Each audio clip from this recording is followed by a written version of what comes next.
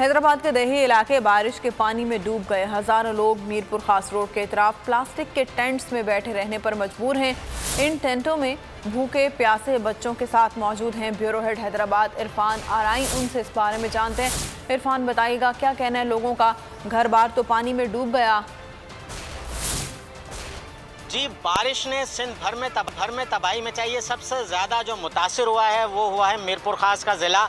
यहाँ पर हज़ारों लोग जो हैं वो इस वक्त सड़कों पर बैठे हैं और हुकूमती इमदाद के मुंतज़िर हैं। एक कैंप में हम इस वक्त मौजूद हैं और इस कैंप में बच्चों की बड़ी तादाद भी हमारे साथ है। हम बच्चों से पूछते हैं कि सुबह में कुछ खाया बेटा आपने? कुछ भी नहीं खाया। मुतासिर है, भर गया घरों में। सुबह से कुछ भी नहीं खाया हमने। कोई भी सरकारी तरफ से हमारे पास कोई भी नहीं आया इधर मदद के लिए।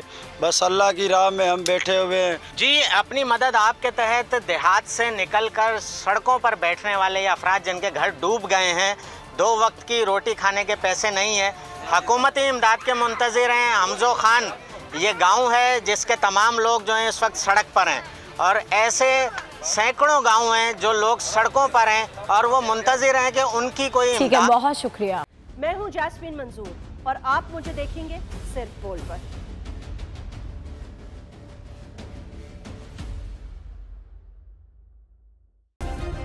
सब्सक्राइब करें और बेल दबाएं ताकि कोई खबर रह न जाए।